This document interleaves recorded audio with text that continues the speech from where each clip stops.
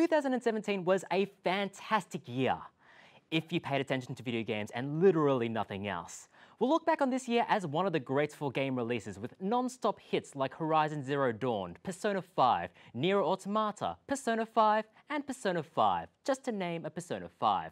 But it was a big year as always for gaming news, and you know I'm going to talk about that one story later. But we'll get to that in a moment. Firstly, let's start with Nintendo's Superstar year. It had a momentum and a spring in its step that people were lapping up. If there are two things that the internet loves, it's dabbing and nipples, and Nintendo delivered on both fronts. Of course, all of this is thanks to the launch and wild popularity of the Nintendo Switch. People immediately responded to the console, and Nintendo struggled to keep up with demand. As recently as September, 1,400 people lined up at a Tokyo department store for the chance to buy one of 100 Switch consoles. There hasn't been this much disappointment in the queue since tickets were released for midnight screenings of Justice League. Oh, everyone got in. That was just subjected to a terrible film. It also helped that Nintendo went all out for the console's first year, releasing big sequels like Zelda Breath of the Wild and Super Mario Odyssey, as well as the new fighting game ARMS. There was also one to Switch, but I think even Nintendo has forgotten about that game. It has all paid off though, with Nintendo selling 7.63 million Switch units so far. Although, if you get your news from Forbes, that number is quite a bit smaller. I think they may have been confusing the Nintendo Switch with the PlayStation Vita, an easy mistake to make. The only thing that was more successful than the Switch in 2017 was Playerunknown's Battlegrounds, a shooter that is as good as the title is stupid. And this is coming from a hobby where we can talk about our Wiis with a straight face. In case you've been hiding underneath a bathtub and has somehow totally missed the rise of What's-His-Face's Happy Place, it is a battle royale shooter where 100 players are thrown onto an island littered with weapons. The last player alive is the winner. It may not be the first battle royale game, but it is the most widely successful one. It is, in more ways than one, the Hunger Games of our generation, and its creator, Playerunknown, is the Jennifer Lawrence of gaming. Gilligan's Murder Island broke all sorts of milestones since its early access launch in March.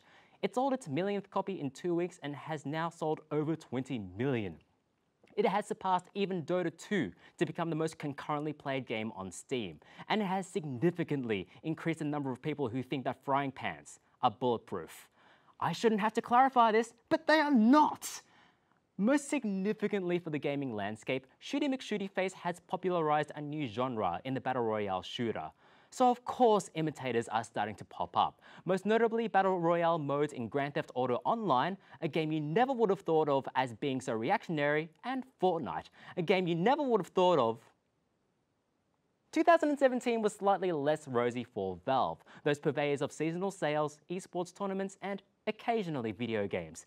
There was a small exodus within the company, with Chet Balasek, Jay Pinkerton, and Eric Walpole, who have all written for the Portal and Left 4 Dead series, announcing their departures from Valve over the course of the year. If this has kept on going, the only people that would have been left at Valve would have been Gabe Newell and a poor designer who would have had to comply with Gabe's orders of more hats! More of them, I tell you!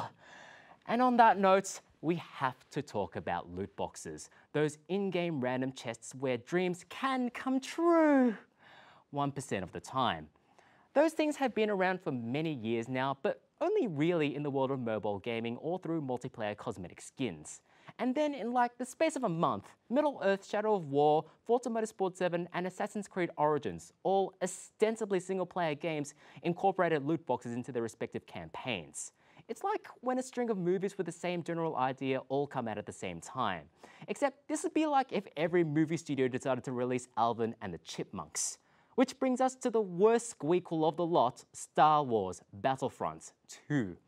Fans weren't happy when it arose that the game had hid within its loot boxes perks that could give players significant multiplayer advantages, as well as access to marquee characters like young Anakin Skywalker and Jar Jar Binks. No, wait, the other ones.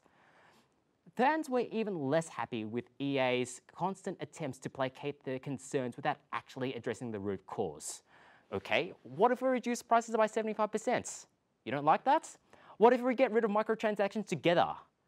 Still? Fine, you know what? We'll include a puppy with every copy. Will you buy our game now?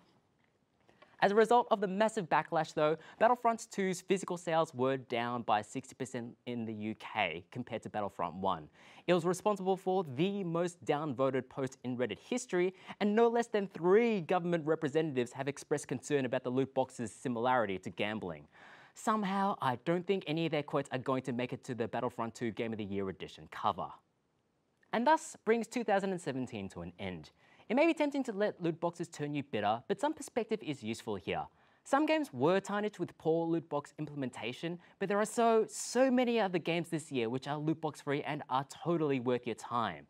And any quibbles here pale in comparison to the havoc that is being wreaked upon the real world at the moment. I honestly hope that this weird little man thing trying to integrate itself amongst us normal humans is a Nintendo promotion gone awry. And that is everything that has happened in the world, ever.